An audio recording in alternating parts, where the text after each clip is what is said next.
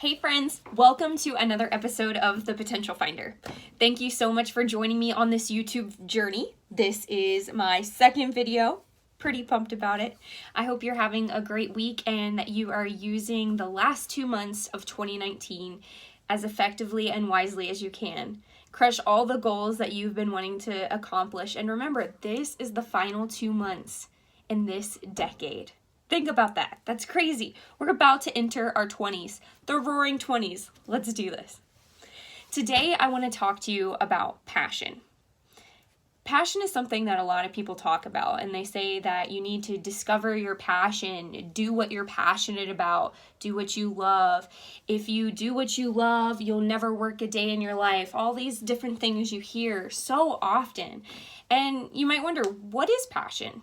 And how can I find it? For some, they were lucky enough to discover their passions early on. Maybe it was something that they were really talented and skilled at, and they had people in their life telling them, hey, you're good at this. This is what you should do. But still others are continuously searching for their passion, what it is that makes them want to get out of bed in the morning. And when I think about passion, and I'll mention what mine is later, I'm pretty sure you can guess. But when I think about passion, I think about what is the thing that makes me feel like I am living a purpose? How am I making a difference? How is this bettering my life and the lives of others around me? What is the thing that gives you butterflies in your stomach, makes your heart race, and gives you the reasons to get up out of bed in the morning?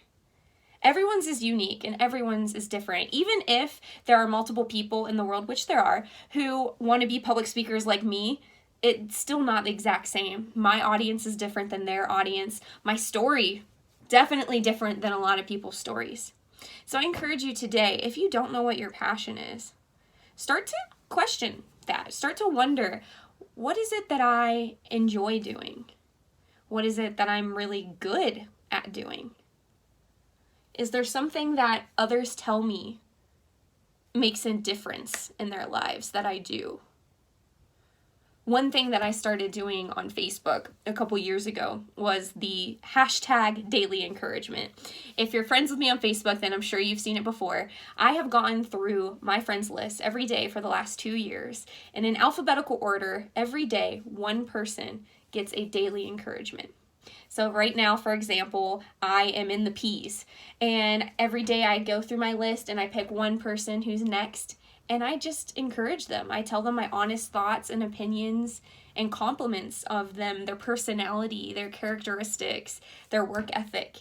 And that's something that I found that I'm good at. I've had people tell me that I'm an encourager, and that is something that I'm passionate about because I recognize the fact that when I make others feel good, it makes them feel better about themselves, and then they go on and help others. It's this ripple effect. When you help one person, they will in turn go and help others. It's just a fact. So this is one way that I've discovered that I can have that encouragement for others and be passionate is by telling others how valuable they are, how much infinite potential they have, and just letting them know that I appreciate them. Appreciation and compliments go a long way. Genuine compliments, though. So that's one of my passions. What is yours? Now, it may not be what you do for work. I will be honest. I have been in sales, retail sales, since I was 13. And let me tell you, I'm good at sales. That's why I've been in it so long. But it's not my passion. It's not something that I get out of bed and go, oh my gosh, I get to sell stuffed animals today. I'm so happy. No, that's not how it is. And it might be the same for you. Maybe you work at a desk job in a tiny little cubicle and getting up every morning to go and do computer inputting is just a drag and you don't get excited about it. I've been there. Your passion doesn't necessarily mean what you get paid to do. We would all love for our passions to be lucrative. And that's something that I'm trying to do is get this potential finder up off the ground so that I can make money doing what I love, which is communicating with other people and sharing my story. But don't have that luxury right now, as do most people on the planet. So what can we do today to bring us closer to our passions? Well, I think there's 3 main ways that we can discover our passions and start to live them out. And the first thing is to pay attention. There are multiple times throughout the day where if you just sit still and listen to what your thoughts are telling you, listen to what other people are saying, when you just take a moment, pause and listen, you can start to discover what you personally feel about different activities, different people, different messages. And that can be a really good indicator about what you're passionate about and what you're not. Sit at your work desk and just for the day, as you're working, think about how many times you have negative thoughts and how many times you have positive thoughts. If it's helpful, write it down. If there's way more negative thoughts in the negative column than there is positive thoughts in the positive column, then that's a pretty good indication that you're not passionate about what you do. And no, I'm not suggesting that you just say, all right, Jeannie said that I'm not passionate about my job, so here's my 2 weeks notice, bye. Or even worse, just get up and leave. No, I am not suggesting that. We all need a paycheck. We've all got to pay the bills.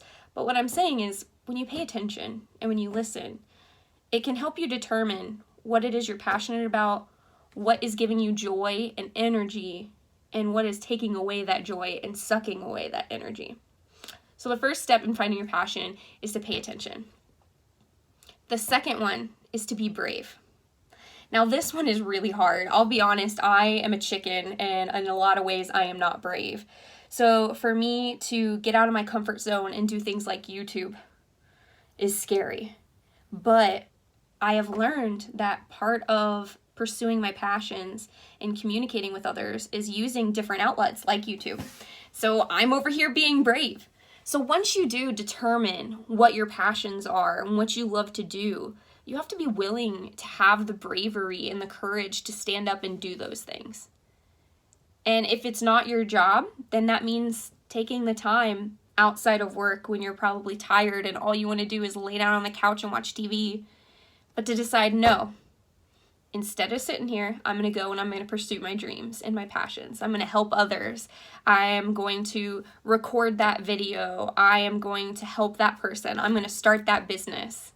I'm going to get in that relationship. Whatever it may be, you have to make the conscious decision to be brave and go out and chase those things, even if it's not the easiest choice. Right now, I have a full-time job as a gift store manager, and it takes a lot of my time and it takes a lot of mental energy and patience. And so there are days when I come home and I just don't want to do anything. I'm like, man, this has been an awful day. All I want to do is sit in front of my couch, watch TV, and just vegetate. You know what I'm saying? But when I do that, I wake up the next day feeling like I didn't accomplish anything the day before. I feel bad about myself. And I realize that I missed out on an opportunity when I could have improved myself and gotten better. So the second way that you can not only find your passion, but pursue it, is by being brave.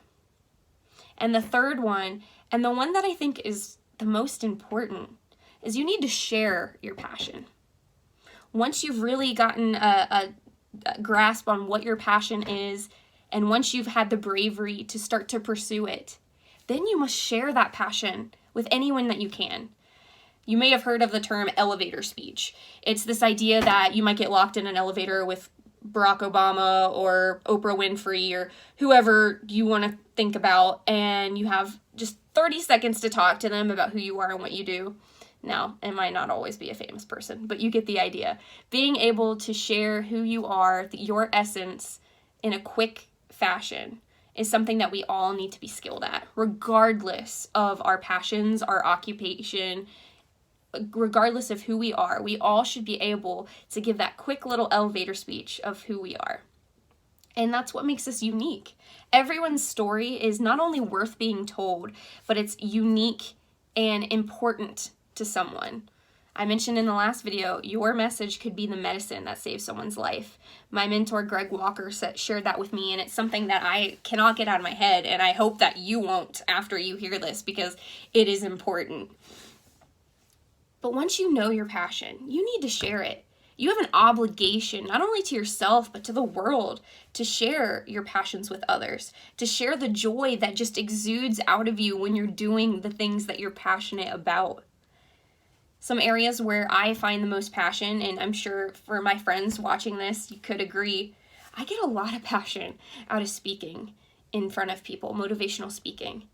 There have been times where I've given a speech and I've gotten off the stage shaking and crying, not out of fear, not out of self-doubt, but exhilaration of what I was just able to accomplish and feeling like I was changing lives. I don't get that by sitting at a work desk and typing on the computer. Another way that I get a lot of passion is through musical theater.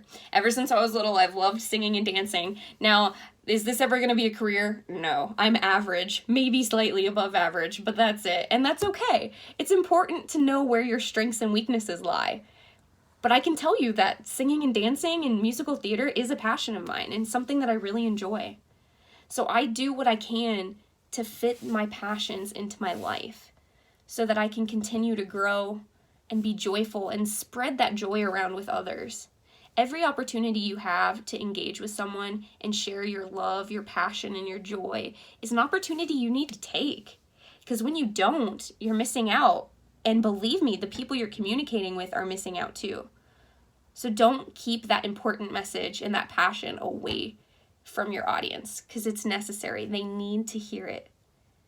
Who knows? It might inspire them to pursue their passion. Maybe they've never even thought about passion and what it is and why it's necessary. And because you're living out your passions and they see that so obviously, they're like, man, I don't know what it is about John, but he just seems so passionate about what he does. He loves life. He seems so joyful. I want some of that. How can I get it? That's what you need to live like, so that everyone who comes in contact with you gets a little inspired to do the same.